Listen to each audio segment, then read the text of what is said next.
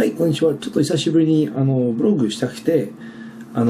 を紹介するかというと、じゃじゃん、この間アメリカで買ったお土産のiPad 2です。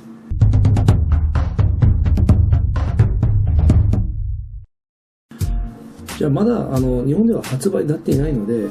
ちょっとね紹介しようと思って実にもう使えるiPad 2で、これどうやって入手したかというともう会社でこの間ハワイに行かなきゃいけなくて、でそこでちょっとウォールマートでもう在庫のラスト1ゲットしたので早速買って、もう大体なんかアメリカの方が安く出るし、で待てなかった。でなぜを買ったかというと、今まで元の iPad 買おうとは思っていなかった。なぜかというと、もうここの両方前と後ろにあるキャメラが欲しいと思って、やっぱりこういうブログとか作れたりして遊べたりして、それがなかったのが納得いかなくて買わないことにしたんだけど、その iPad2 がそれついてるって聞いて、もうぜひと思ってこれ買おうと思ってて、またなんかでも最近もう Android のタブレットもApple もいろいろあって、でそれでもう Android 応援しようと思ったんだけど、やっぱりこれ使いやすいんで、家にはねリビングルームの中では妻が使うパソコンソニーのリビングルーム PC 使ってるんだけど、やっぱり3年ぐらい経ったらなぜかソニーだけじゃないんだけど、製品がねなんかどんどん遅くなって使えなくなって、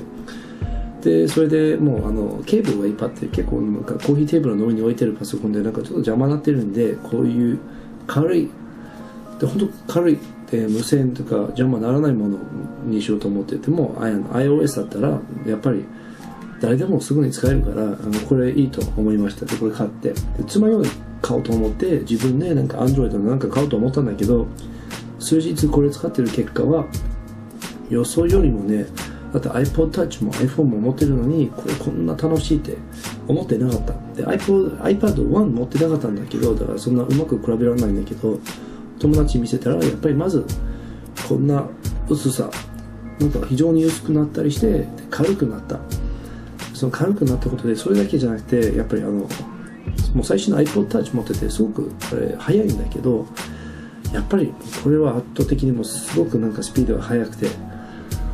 もうほら動きはもう本当すごくスムーズで、アプリケーションの起動とか動きがすごく速くて、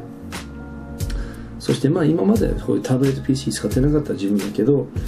やっぱり知らなかったけどこんないいアプリがいっぱいなんかiPad 専用になってる。しかもなんかウェブページもね例えばフリップボードのやつでもう自分のリーダーで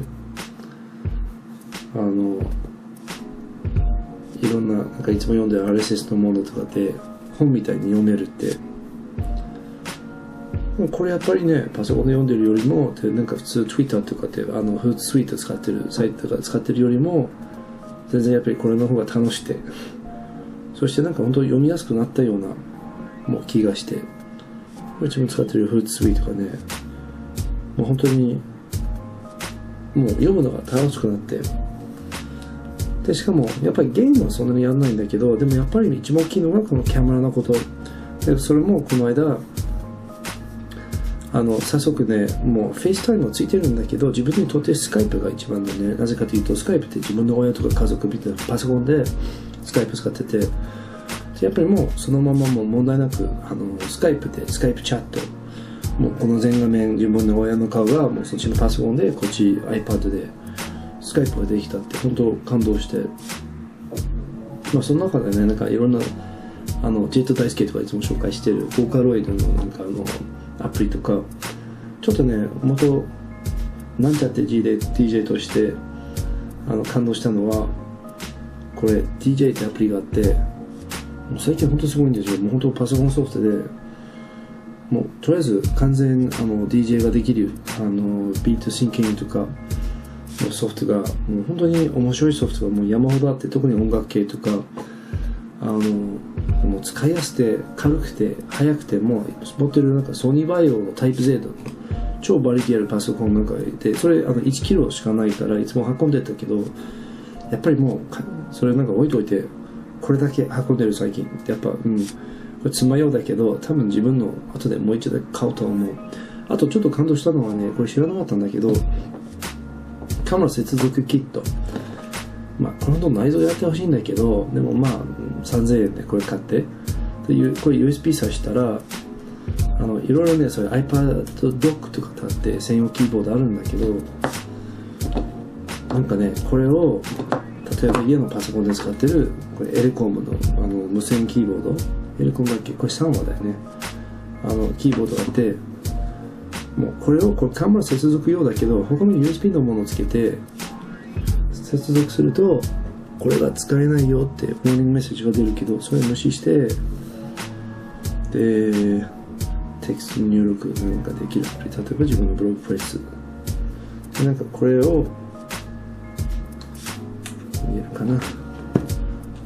ょっとオートフォーカスつけて、はい、なんかね見えるかな。とにかくこれ全部キーボードで打ってる。だから結局その画面のキーボードが苦手としても、これはもちろん iPad でもできることなんだけど、これちょっとできるって分かって感動して、しかも本当こんな軽さ、かっこよさ、もうあと白いの欲しかったんだけど、もうラスト1で黒ってもう別にいいと思って、でもいや本当に素晴らしいもので、なんか Android を応援したいと思うんだけど、でもやっぱりこのようなものを作ってる会社はまだないんだよね。もうぜひ日本のメーカーも頑張ってほしいと思うんだけど、やっぱりこれ基準、日本出たら iPad 1それで持ってたら、もう僕はすごいキャメラこだわってる人なんで、もうそもそも iPad 1それで買わなかったのだけど、やっぱり iPad 1持っててこれ見た友達でもこれやっぱりいいと思ってるらしくて、大変おすすめができます。楽しい、自分予想以上楽しんでるんで、もうあともう少しね日本発売になったらもうぜひチェックしてください。はい。